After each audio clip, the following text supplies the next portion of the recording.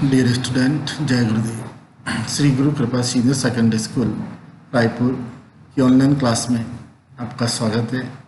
आज हम class 12th maths differentiation exercise 7.1 part 1 का अध्ययन करेंगे। डिफरेंशिएशन पार्ट नया शुरू कर रहे हैं, नया लेसन शुरू कर रहे हैं और आपने अवकलन के बारे में पूर्व कक्षा 11 में आपने प्रथम सिद्धांत से अवकलन फलन दिए गए थे आपको, और दिए गए फलनों का आपने प्रथम सिद्धांत से अवकलन ज्ञात किया था। और अवकलन ज्ञात करने के बाद जिन जिन फलनों का आपने प्रथम सिद्धांत से अवकलन ज्ञात किया था, उन फलनों को हमें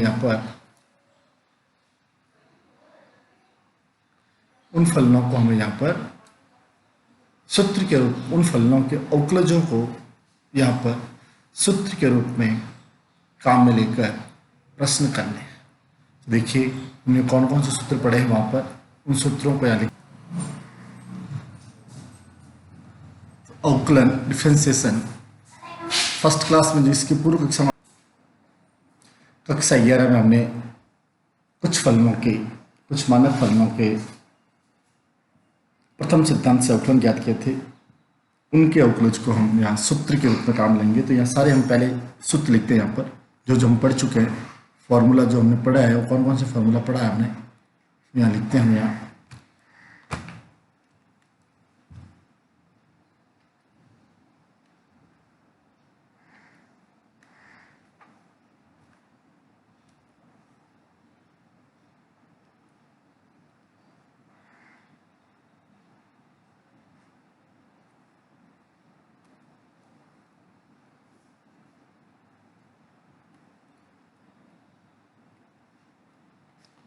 फर्स्ट फॉर्मूला आपने पढ़ा है d of d x, x की पावर एन। एक्स की पावर एन का अवकलन हमने पढ़ा है, अच्छी तरह याद होगा आपको, एन एक्स की पावर एन माइनस 1। दूसरा सूत्र आपने पढ़ा वहां पर डी ऑफ डी एक्स, ई की पावर एक्स, ई की पावर एक्स का अवकलन होता है ई की power x. Number 3 d of d x, a की पावर एक्स, इसका भी अवकलन होता है आपके ए की पावर एक्स लॉग ए। नंबर 4 चौथा सूत्र पढ़ा हमने D of d x log x, और लॉग एक्स बेस ई है, लॉग एक्स का सूत्र पढ़ा आपने 1/x। पांचवा सूत्र पढ़ा आपने D of d x sine x, sine x का अवकलन होता है cos x. 6 D of d x cos x, और कॉस एक्स का अवकलन माइनस साइन एक्स। 7वां सूत्र पढ़ा आपने D of d x tan x, और टेन एक्स का अवकलन होता है सेक स्क्वायर एक्स। 8वां सूत्र है नेक्स्ट, 8वां सूत्र हमने पढ़ा है d of d x cot x, और कॉट एक्स का अवकलन होता है minus cosec square x. 9th d of d x sec x, और सेक एक्स का अवकलन हमने पढ़ा है सेक एक्स टेन एक्स।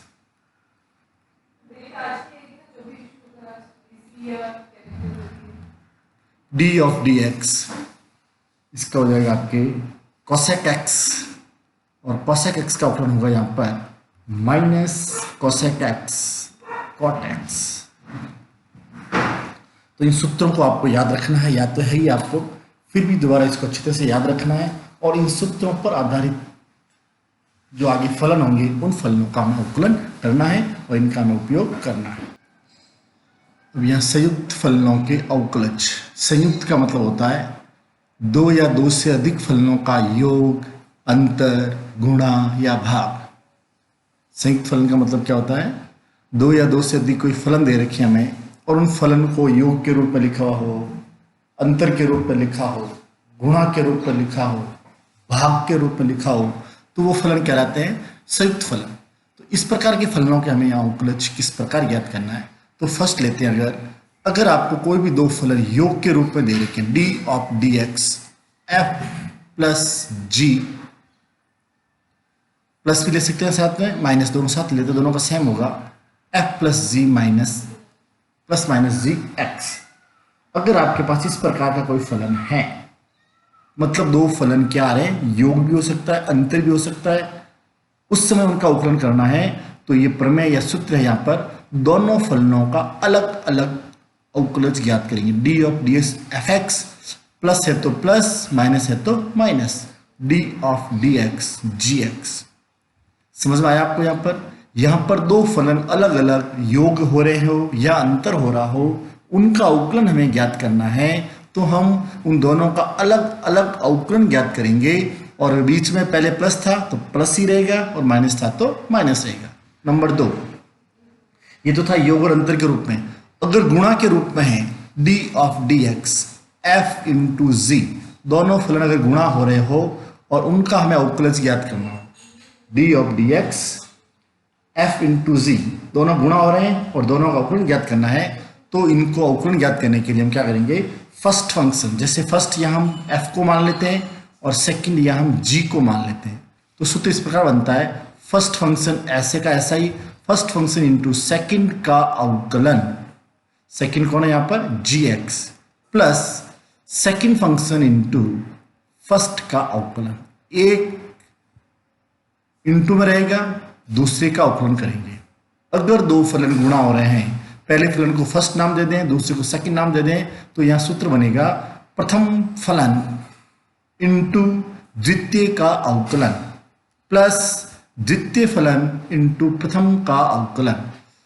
और नंबर 3, अगर दोनों फलन जो है भाग के रूप में हो, एफ बट्टा जी, दोनों ही फलन किस प्रकार में हो, भाग के रूप में है, और उनका हमें क्या ज्ञात करना है, अवकलन ज्ञात करना है, तो सूत्र याद रखना होगा आपको, अंश बट्टा हर, भाग में है तो अंश बट्टा हर पढ़ सकते हैं हम, तो यह आएगा हर का वर्ग, जो भी है हर में पद उसका होगा होल स्क्वायर, हर का वर्ग, और अंश के अंदर वापस आएगा हर इंटू अंश का अवकलन माइनस अंश इंटू हर का अवकलन। समझ में आया होगा आपको? दोबारा समझ लीजिए, अगर कोई भी दो फलन भाग के रूप में हो, अंश बट्टा हर के रूप में हो, और उसका हमें अवकलन ज्ञात करना है, तो उसका अवकलन होगा हर के अंदर हर का वर्ग, एक लाइन बनाएंगे बड़ी सी, फिर हर के नीचे लिखेंगे जो भी हर में था, इधर हर के स्थान पर हर में हर का वर्ग, फिर अंश में आएंगे, अंश में आएंगे यहाँ पर होगा हर इंटू अंश का अवकलन माइनस अंश इंटू हर का। तो आपको अगर संयुक्त फलन दे रखे हैं तो आपको इस प्रकार इन सूत्रों के माध्यम से उनका अवकलन ज्ञात कर लेना है। नेक्स्ट टॉपिक, फलनों के फलन का अवकलज, और दूसरा नाम इसका श्रृंखला नियम। अवकलन ज्ञात करना है और इसका नियम का नाम है श्रृंखला नियम। फलनों के फलन, इस शब्द का अर्थ हमें समझना है।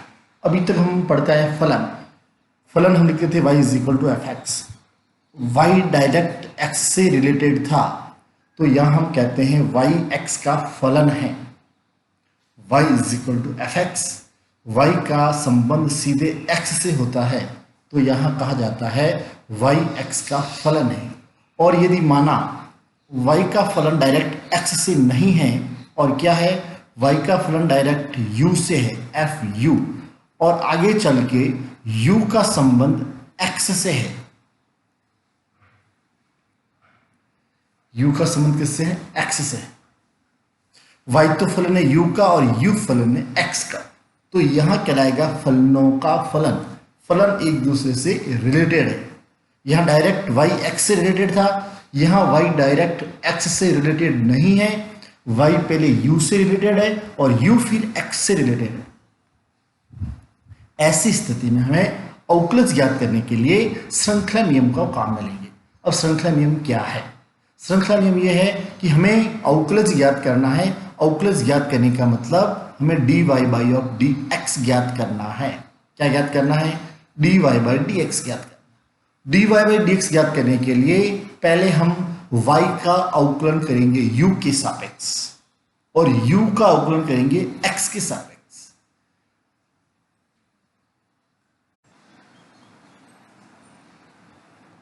तो y का करेंगे u के सापेक्ष, तो यहां से आएगा dy of du is equal to dy of du ज्ञात करेंगे। यहां से हम हल जो भी आएगा पद आ जाएगा, हल आ जाएगा यहां पर d ऑफ du, यहां जो भी पद होगा u का आ जाएगा fu, और इसका करेंगे हम x के सापेक्ष, u का अवकलन करेंगे x के सापेक्ष, तो यहां आ जाएगा d ऑफ dx, और u का जो पद होगा x जो gx से जो भी है यहां आ जाएगा।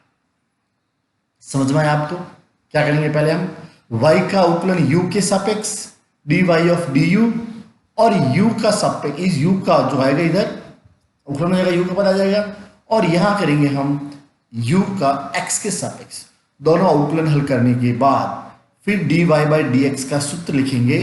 dy बाई dx का सूत्र होगा, पहले आएगा dy of du into du of dx। ये दोनों ही मान हमने पहले ज्ञात कर लिए हैं, dy ऑफ du भी ज्ञात कर लिया और du ऑफ dx भी ज्ञात कर लिया। दोनों के मान हम यहाँ रख देंगे और हल करेंगे तो dy ऑफ dx आ जाएगा, और यही फलनों के फलन का अवकलन ज्ञात करने का तरीका। तो आपको समझ में आया होगा फलनों के फलन। फलनों के फलन का मतलब क्या हो गया, यहां फलन डायरेक्ट x से रिलेटेड नहीं है। अगर कोई भी फलन y डायरेक्ट x से रिलेटेड है तो वो तो कहलाएगा केवल फलन, और यदि y पहले u के संबंधित है और u फिर x से संबंधित है तो ये कहलाता है फलनों का फलन। उसका अवकलन ज्ञात करने के लिए हम सब पहले को अलग अलग बांट लेंगे, y का u के साथ संबंध, u को x के साथ संबंध, फिर उनका अलग अलग अवकलन ज्ञात करके गुणा के रूप में लिखेंगे। तो यहाँ गुणा हो रहा dy of du into du of dx। मान रखेंगे, हल करेंगे, आंसर आ जाएगा। आपको समझ में आया होगा। अब हम अच्छी तरह से समझने के लिए क्या होगा, जब हम प्रश्न करेंगे तभी आपको अच्छी तरह से समझ में आएगा और अभ्यास होगा।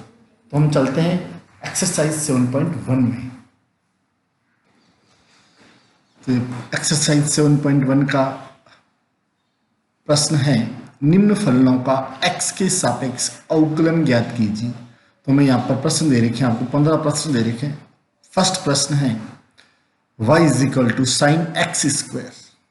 देखिए यहाँ पर अगर y is equal to sine x होता, केवल क्या होता साइन एक्स, तो हम साइन एक्स का सूत्र जानते हैं, डायरेक्ट हम इसका अवकलन ज्ञात कर देते हैं। अगर y is equal to sine x होता तो इसको हम कहते हैं फलन। अब यहाँ पर है y is equal to sine x square, इसलिए हम यहाँ कहेंगे फलनों का फलन। कैसे फलनों का फलन होगा, देखिए आप यहाँ हम इसको क्या मान लेंगे, एक्स स्क्वायर को मान लेंगे u। क्या मानेंगे एक्स स्क्वायर को u। देखो यहाँ मानेंगे, माना u is equal to x square, तब क्या बन जाएगा y is equal to sine u and u is equal to x square. तो यहां हो गया y का संबंध हो गया u से और u का संबंध हो गया x से। समझ में आया आपको? y is equal to sine x square था, हम साइन x का तो अवकलन जानते हैं पर साइन एक्स स्क्वायर का नहीं जानते हैं, तो नहीं जानते उस पद को अलग कर लो। तो एक्स स्क्वायर का अवकलन नहीं जानते इसके साइन के साथ में, इसलिए इसको अलग कर लिया, इसको u मान लिया और u का मान हमने दिए गए प्रश्न में रख दिया। तो क्या बन गया, y is equal to sine और इसका मान u, तो y is equal to sine u और ये हो गया u is equal to x square. अब हमें इसका अवकलन ज्ञात करना है, तो अवकलन करने के लिए हम पहले इसका तो करेंगे u के सापेक्ष और इसका करेंगे x के सापेक्ष। तो इसका u के सापेक्ष करेंगे तो dy of du is equal to sine x का सूत्र होता cos x, इसलिए साइन u का अवकलन होगा cos u। नेक्स्ट u का अवकलन x के सापेक्ष du of dx is equal to x square का अवकलन आप सब जानते हैं 2x।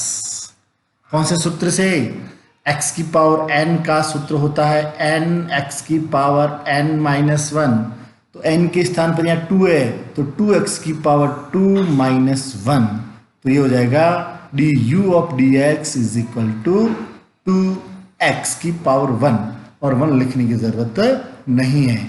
अब हमें ज्ञात करना है अवकलन। अवकलन का मतलब होता है dy बाई dx, तो यहाँ dy बाई dx का सूत्र लगाओ, dy by dx is equal to जो आपने ज्ञात किया दोनों का गुणा, क्या क्या ज्ञात किया, dy ऑफ du ज्ञात किया इंटू du ऑफ dx ज्ञात किया। तो ये आ गया d y of d u का मान यहां से रखो cos u into d u of d x का मान 2x, तो 2 चला जाएगा आगे, x भी आ जाएगा आगे, कॉस u, और u का मान जो हमने पहले मान लिया था अंत में वापस रख दो, तो u का मान है x स्क्वायर। तो इसका उत्तर हो गया dy by d x is equal to 2x cos x square. या इसको आप ऐसा भी लिख सकते हैं, क्या लिख सकते हैं, d ऑफ dx, जो प्रश्न था उसको लिख दो। यहाँ प्रश्न क्या था, साइन x स्क्वायर, इसका उत्कलन आया हमारे पास, y का मान लिख दिया, इसका उत्कलन आया हमारे पास 2x कॉस x स्क्वायर। यही इस प्रश्न का क्या है, आंसर है। समझ में आया? दोबारा समझ लीजिए एक बार आप। एक प्रश्न समझ में आ गया तो आगे क्या आप आराम से कर पाएंगे, एक ही समझ में नहीं आया तो आगे वाले प्रश्न करने में भी समस्या आएगी। y is equal to sine x square, माना u is equal to x square, जो जिसका उत्कलन उसको u मान लिया हमने, u का मान रख दिया, y is equal to sine u और u is equal to x square. u वाले पद का u के सापेक्ष अवकलन और x वाले पद का x के सापेक्ष अवकलन कर दिया अवकलन। dy बाई डी एक्स में जो जो आपने ज्ञात किया उनका गुणा करना है, dy of d you into D of d x, दोनों का मान रख दिए, लास्ट में u का मान वापस रख दो और y का मान भी वापस रख दो। ये इस प्रश्न का आंसर है। नेक्स्ट प्रश्न number 2, y is equal to tan 2x plus 3। तो फिर देखिए यहाँ पर अगर tan के आगे x ही होता, केवल x, तो उसका सूत्र तो हम जानते हैं, परंतु उसके साथ 2x प्लस 3 आ गया, इसलिए हम इसको भी बोलेंगे फलनों का फलन। यहाँ पर भी हमें मानना पड़ेगा, क्या मानना पड़ेगा, tan के अलावा जो भी पद है उसको u मान लेंगे। ये लिखेंगे माना u is equal to 2x plus 3, रखो मान y is equal to tan u and u is equal to 2x plus 3। अब दोनों पदों का अवकलन करना है, u वाले पद का u के सापेक्ष dy ऑफ du, तो tan x का सूत्र क्या होता है, sec स्क्वायर x, तो या u है इसलिए u, sec स्क्वायर u, और u x वाले पद का हो जाएगा x के सापेक्ष du of dx is equal to, अब दोनों पदों का अवकलन करना है, पहले इसका करेंगे फिर इसका करेंगे। यहाँ एक बार लिख देता हूँ मैं d of dx 2x plus 3, तो क्या आएगा इसका अवकलन, देखो du of dx is equal to 2x का अवकलन तो आएगा 2 प्लस 3 का अवकलन आएगा 0, क्योंकि 2 तो कांस्टेंट है और x का अवकलन होता है 1, तो यह आ गया 1 प्लस केवल कांस्टेंट का अवकलन 0 होता है, इज इक्वल टू इसका अवकलन हुआ 2। अब हमें सूत्र में मान रखना है, सूत्र लगाना पहले हमें dy बाई डी एक्स ज्ञात करना है, तो dy बाई डी एक्स के लिए जो जो हमने ज्ञात किया है, dy ऑफ डी यू ज्ञात किया है और into d u of d x, दोनों को मान रख दो, गुणा कर दो, तो dy ऑफ डी यू क्या आया, sec square u and D u of d x क्या आया 2 आ जाएगा आगे sec स्क्वायर और u का मान वापस लिख दो, फर्स्ट में जो आपने माना है लास्ट में मान वापस लिख दो। यही इस प्रश्न का आंसर है, आपको समझ में आया होगा। क्वेश्चन नंबर 3 और तीसरा प्रश्न है साइन, इसको y लिखते हैं हम, y is equal to sine cos square, इसका हमें अवकलन करना। तो यहाँ देखिए आप साइन भी आ रहा है, कॉस भी आ रहा है, एक्स भी आ रहा है, तो यहाँ 3 फलन बनेंगे। कैसे, देखो सबसे पहले हम क्या मान लेंगे, u मानेंगे इसको, साइन के अलावा जो पद है इसको u मानेंगे, माना u is equal to cos x square, क्योंकि हम साइन का सूत्र जानते हैं, इसके अलावा सारे पदों को u मान लो। अब कॉस का सूत्र जानते हैं, इसके बाद वाले पदों को फिर आगे बढ़ो और v मानो एक्स स्क्वायर। समझ में आया? y is equal to sine को छोड़ दिया, सारे पद को u मान लिया, फिर cos को छोड़ दिया, फिर इस बचे हुए पद को v मान लिया। अब इन सब का अवकलन हम ज्ञात कर सकते हैं, तो वापस लिखते हैं यहाँ पर y is equal to sine, इस पूरे को u माना इसलिए हुआ sine u, and u is equal to cos x square and v is equal to x square. या तीन पद आ गए, तीन फलन आ गए। हम तीनों का ही यहाँ पर अलग अलग अवकलन करना पड़ेगा। तो यहाँ देखिए, अब यहाँ पर इसको v माना ना, यहाँ पर इसको भी v लिखना होगा, कॉस v। क्या लिखेंगे यहाँ पर इसको? कॉस v, क्योंकि हमने एक्स स्क्वायर को v मान लिया। अब अवकलन करेंगे, इस पद का अवकलन करेंगे u के सापेक्ष, इस पद का अवकलन करेंगे हम v के सापेक्ष, और इस पद का अवकलन करेंगे हम x के सापेक्ष। तो अवकलन कर रहे हैं dy by d x is sorry dy by d u, dy by d u is equal to sine u का अवकलन कॉस u, और v का अवकलन करेंगे D u of D v, और cos v का अवकलन होगा माइनस साइन v, एंड इसका करेंगे x के सापेक्ष d v by d x is equal to 2x। इस पद में u आ रहा है इसलिए u के सापेक्ष, इस पद में इस तरफ v आ रहा है इसलिए v के सापेक्ष, और इस पद में इधर x आ रहा है इसलिए x के सापेक्ष। तो इसका y का क्या u के सापेक्ष, तो dy ऑफ du। साइन का सूत्र आप जानते हैं cos u। u का क्या v के सापेक्ष, du ऑफ dv। cos का सूत्र आप जानते हैं माइनस साइन x होता है इसलिए x के स्थान पे v है। फिर v का क्या x के सापेक्ष, तो dv of dx is equal to 2x। अब जो जो हमने मान माने उनको वापस लिख दो, dy by d x sorry dy by d u is equal to cos u। u का मान हमने माना है, मान लिखता हूँ वापस मैं यहाँ पर, u का मान माना था cos x square d u of d v, और माइनस साइन v का मान है हमने ऊपर माना है x square, last dv by d x is equal to 2x। अब हमें अवकलन करना है, अवकलन करने का मतलब dy बाई डी एक्स ज्ञात करना है। Then dy by d x is equal to, तीन पद हैं यहाँ पर तो तीनों का गुणा करना पड़ेगा। पहला पद आया dy ऑफ du, दूसरा पद है du ऑफ dv, तीसरा पद है dv बाई डी एक्स। सबका मान रख दो। पहला पद क्या आया, कॉस एक्स स्क्वायर, ये तो आया पहला पद। दूसरा पद क्या आया, माइनस साइन एक्स स्क्वायर। तीसरा पद क्या आया, 2x। सबको व्यवस्थित करो, व्यवस्थित करने में सबसे आगे पहले आएगा -2, ये माइनस यहाँ से आया, 2 यहाँ से आया, और x भी सबसे आगे आ जाएगा। फिर ये साइन एक्स स्क्वायर भी आगे ले लो, साइन एक्स स्क्वायर। लास्ट में लिख दो बड़े पद को, cos x square.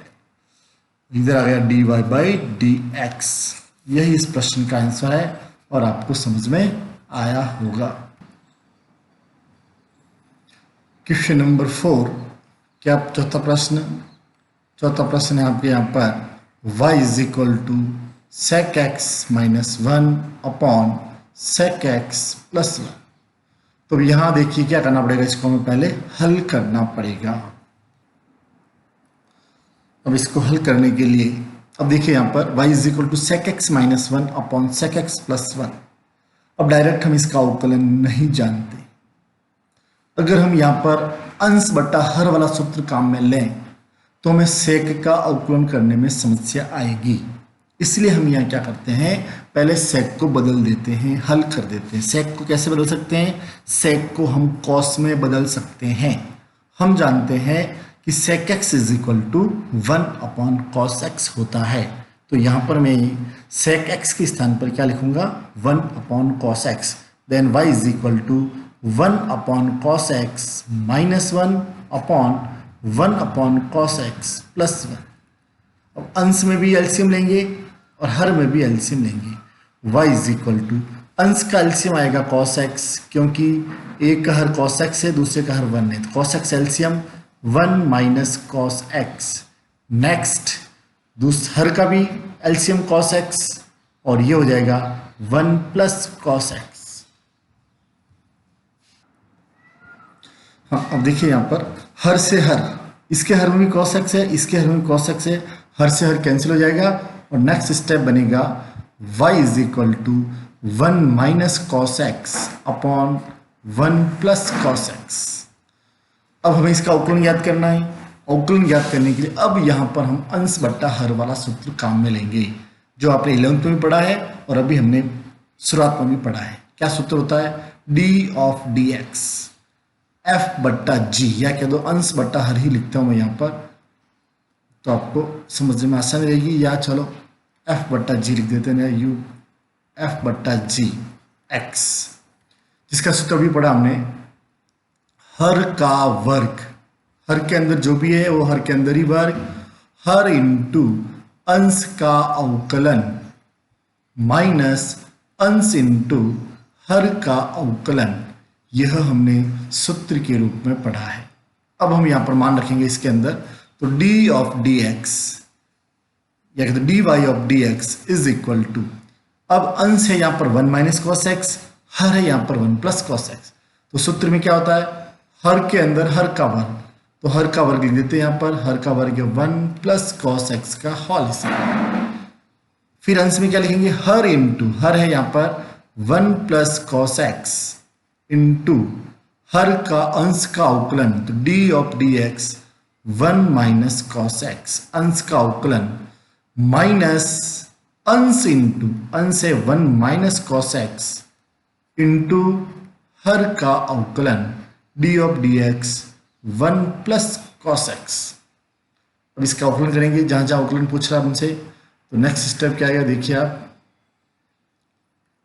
D of d x y is equal to, अब हम 1 प्लस कॉस एक्स अपने स्थान पर 1 प्लस कॉस एक्स अपनी जगह पर, इसका अंदर अवकलन करेंगे तो 1 का अवकलन 0 माइनस दे रखा है, और कॉस एक्स का अवकलन करेंगे, कॉस एक्स का होता है माइनस साइन एक्स, इसलिए हो जाएगा प्लस साइन एक्स, माइनस सूत्र का 1 माइनस कॉस एक्स अपने स्थान पर ऐसे कैसे ही, और अंदर अवकलन करेंगे तो अवकलन 1 का अवकलन 0 और कॉस एक्स का होगा माइनस साइन एक्स बट्टा हर अपनी जगह पर ऐसा का ऐसा ही 1 प्लस कॉस एक्स का होल स्क्वायर। अब देखिए अंश में क्या हो गया, d y by d x is equal to, अंश में 0 हो गया तो भी गुणा हो रहे हैं दोनों पर, तो साइन को मैं आगे ले आता हूं, sign x into 1 plus cos x, फिर ये भी 0 हो गया तो ये गुणा हो जाएगा minus minus plus sine x into 1 minus cos x, हर अपनी जगह पर ऐसा का ऐसा ही 1 प्लस कॉस एक्स का whole square. Next step, d y by d x is equal to, अब देखिए अंश में से कुछ कॉमन आ रहा है, अंश में 2 पद है हमारे पास और दोनों में से साइन एक्स कॉमन आ रहा है, तो मैं यहाँ साइन एक्स को कॉमन ले लेता हूँ, साइन एक्स कॉमन, तो 1 plus cos x plus 1 minus cos x बट्टा हर अपनी जगह पर ऐसा का ऐसा ही, कॉस से कॉस कैंसिल, देन 1 प्लस 1 2 हो जाएगा, then 2 sine x upon 1 plus cos x का होल स्क्वायर, और यही इस प्रश्न का क्या है answer, d y by d x is equal to 2 sine x upon 1 plus cos x का होल स्क्वायर। समझ में आया होगा आपको, दोबारा समझ लीजिए इस प्रश्न को, क्या है जो प्रश्न दे रखा सेक के पदों में, और अंश बट्टा हर भी है और सेक भी है, तो अंश बट्टा हर में सेक का सूत्र लगाना, जगह जगह सेक का अवकलन का सूत्र बड़ा होता है, इसलिए हम सेक से